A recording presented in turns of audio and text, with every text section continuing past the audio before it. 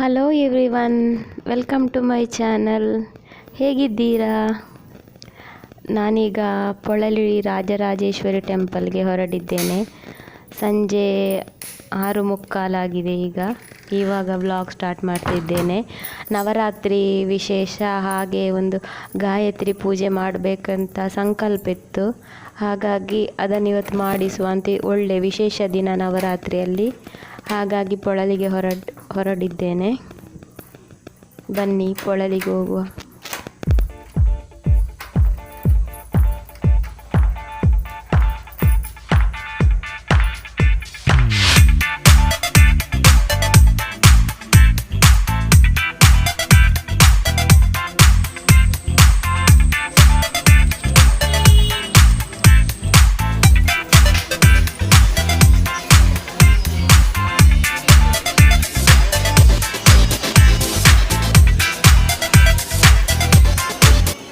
ಪೊಳಲಿ ಟೆಂಪಲ್ಗೆ ಬಂದಾಯಿತು. ನವರಾತ್ರಿ ಆಗಿಂದ ಅದರಿಂದ ಫುಲ್ ಲೈಟಿಂಗಲ್ಲೇ ತುಂಬ ಚೆಂದ ಕಾಣ್ತಾ ಉಂಟು. Full lighting.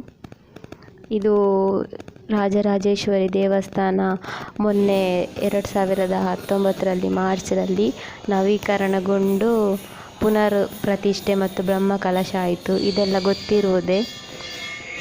ಇದು ಹೊಸ ದೇವಸ್ಥಾನ. ಇದು ಹೊಸ ದೇವಸ್ಥಾನದಲ್ಲಿ ಮೊದಲ ನವರಾತ್ರಿ. ನೋಡಿ ನಮ್ಮ ಪೊಳಲಿ ರಾಜರಾಜೇಶ್ವರಿ ದೇವಸ್ಥಾನದ ಅಂದ. ನನಗೆ ಮನಸ್ಸಲ್ಲಿ ಏನೇ ಆಗ್ತದಂದರೆ 2 ಕಣ್ಣು ಸಾಕಾಗಲಿಕ್ಕಿಲ್ಲ, ಅಷ್ಟೊಂದು ಚಂದ ದೇವಸ್ಥಾನ.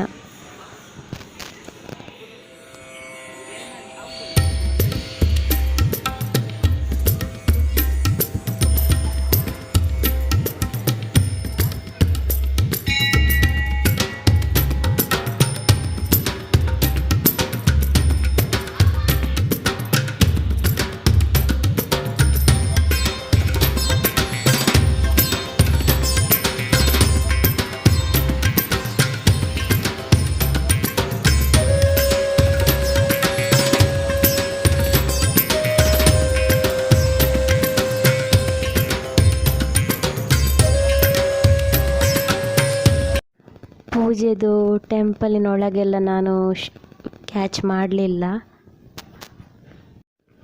ನವರಾತ್ರಿ ವಿಶೇಷವಾಗಿ ಇಲ್ಲಿ ಪ್ರೋಗ್ರಾಮ್ಸ್ ಆಗ್ತಾ ಉಂಟು. ಹಾಗೆ ಇವತ್ತೊಂದು ಶನೇಶ್ವರನ ಮಹಿಮೆದೊಂದು ನಾಟಕವನ್ನು ಮಾಡ್ತಿದ್ದಾರೆ.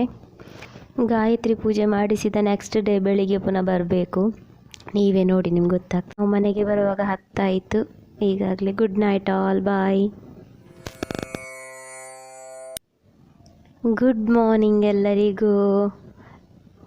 ಈಗ ಬೆಳಿಗ್ಗೆ 6:30 ಗಂಟೆಗೆ ನೋಡಿ ನಾವು ಪುನಃ ಪೊಳಲಿ ಟೆಂಪಲ್ಗೆ ಹೋಗ್ತಿದ್ದೇವೆ. ಯಾಕೆಂದರೆ ಅದು ಗಾಯತ್ರಿ ಪೂಜೆದು ವಿಶೇಷ.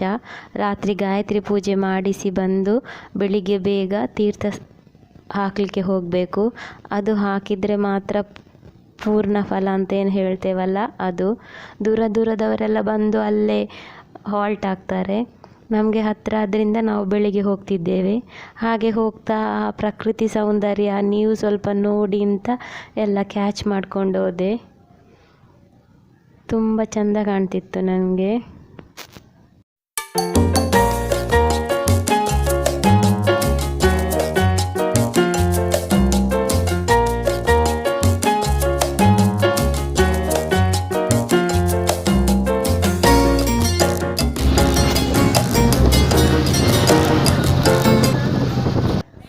ದೇವಸ್ಥಾನಕ್ಕೆ ಬಂದಾಯಿತು ನಾವು. ನೋಡಿ, ಅಲ್ಲಿ ತೀರ್ಥ ಹಾಕ್ತಿದ್ದಾರೆ. ಆವಾಗಲೇ ದೇವಸ್ಥಾನದಲ್ಲಿ ಎಷ್ಟು ಮಂದಿ ಜನ, ಎಷ್ಟು ಭಕ್ತಿ ಜನರೆಲ್ಲರಿಗೂ ಅಲ್ವಾ. ತುಂಬ ಜನ ಇತ್ತು ಇವತ್ತು. ನೋಡಿ, ಇದೇ ತೀರ್ಥ. ಇದು ಎಲ್ಲರೂ ಪೂಜೆ ಮಾಡಿಸಿದವರು ಅಂತಲ್ಲ, ಕೆಲವರು ಬಂದವರು ಹಾಕಿಸ್ತಾರೆ. ಮತ್ತು ನೋಡಿ, ನಾನು ತೀರ್ಥ ಹಾಕಿ ಬಂದೆ. ಓಕೆ, ಎಲ್ಲರನ್ನು ತಾಯಿ ಒಳ್ಳೇದು ಮಾಡಲಿ. Thank you for watching. ಹೇಗನ್ನಿಸ್ತು ಗಾಯತ್ರಿ ಪೂಜೆ? ಮುಂದೆ ಸಿಗುವ ಮತ್ತೊಂದು ವ್ಲಾಗ್ ವಿಡಿಯೋದೊಂದಿಗೆ. ಅಷ್ಟರವರೆಗೆ ಟೇಕ್ ಕೇರ್.